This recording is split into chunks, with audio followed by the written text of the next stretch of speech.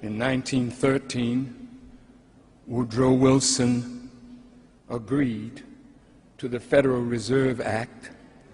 Nelson Aldrich, a senator, and Paul Warburg and a few of the Jewish families of Europe with Gentiles took over the monetary policies of the United States. In 1917, America got involved in the First World War.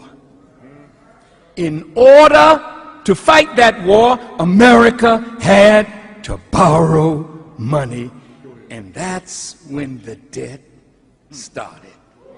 Because when she borrowed money, she had to borrow it from somewhere. Federal Reserve had money printed. You borrow it. You pay the expenditures of war, and all you bought was paper. But this paper has interest attached to it, even though it's based on nothing. Just try to follow me. Don't go to sleep. You've been asleep for 400 years. It's time to wake up today. Now look.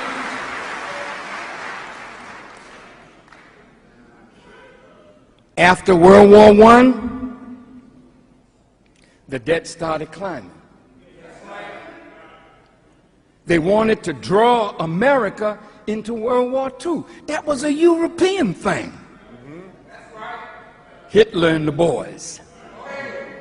But in order for America to get involved in World War II in Europe, she had to borrow more money.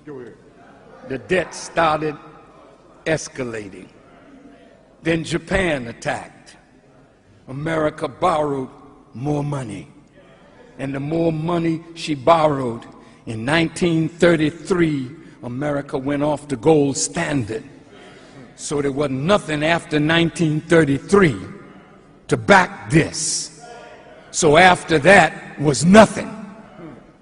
And in 1971, it was completed. No more gold. And in the 70s, you could buy an ounce of gold for $35 an ounce.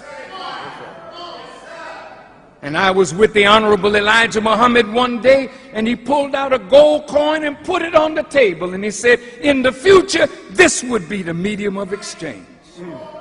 Because the paper will lose its value. Now I want to quickly show how the debt has climbed.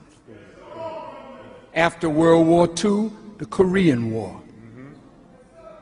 Every time America went to war, she had to borrow money. There was a time when America would borrow money from her own citizens. We used to buy war bonds. We used to buy treasury bonds and securities that we would keep in a safe for our children. And they would say in 5 years or in 10 years, you can cash this bond in and you will get this plus interest. You remember that? But today, 52% of America's burgeoning debt is owned by foreign governments. So it ain't no more that we could sell bonds to our citizens. We sell bonds to China. We sell bonds and securities to Japan. We sell bonds and securities to Great Britain. Let me show you who owes what.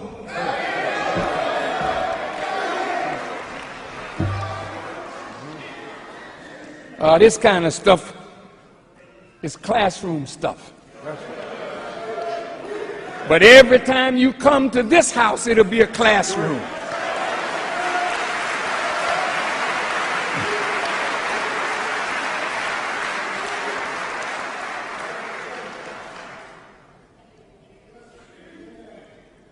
Look, according to this pie graph, intragovernmental debt, $3,794 billion. The publicly held debt, which is still government responsibility, $2,674 billion. But the publicly held foreigners' debt, rather that America owes, is $2,240 billion. The Japanese have bought up $649 billion of American bonds and securities, plus they have $1.2 trillion in foreign currency reserves. The largest currency reserves in the world is in China. You see why America would jump on Cuba, a communist country 90 miles away, and talk sweet to China, a communist country? Because China got America by the testicles.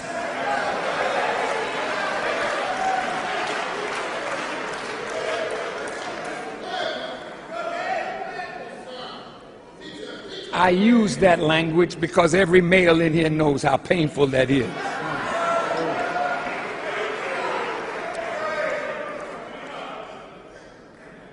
The Chinese in bonds and securities, $354 billion. The British, $249 billion. OPEC, that's the oil producing countries, $102 billion. Korea, $66 billion. Taiwan, $63 billion. The Caribbean banks, $63 billion. Germany, $56 billion. Hong Kong, $55 billion. Brazilians, $54 billion. Canadians, $49 billion. Luxembourg, $38 billion. Mexico, $36 billion. The French, $31 billion. Singapore, $29 billion. Swiss, $27 billion. The Turks, $24 billion. The Swedes, $19 billion. The Irish, $19 billion. The Dutch, $18 billion. The Thais, $17 billion. The Israelis, $17 billion. The Belgians, $15 billion. The Indians, $15 billion. The Italians, $14 billion. The Poles, $13 billion. And all others, $148 billion. Now, when you go and turn on the news, and you find out that China has some American ports, you say, well, how did that happen? The Arabs got so much and so much. The Chinese got. Well, I read that even on I-90, that's right,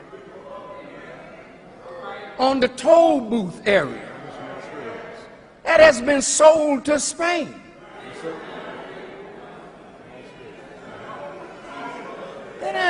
Wait.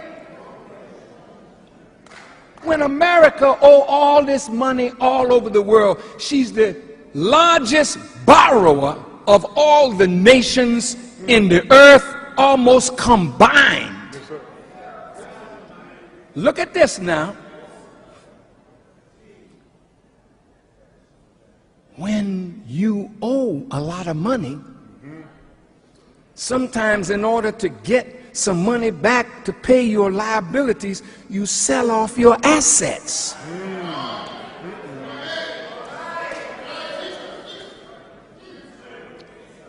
Look, family, I just want to come straight to you.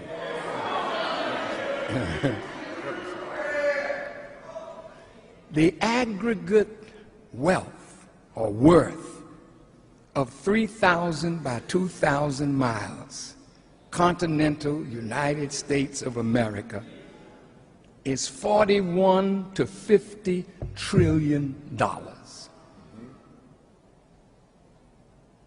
All the federal buildings that are in America and all over the world are $1.26 trillion.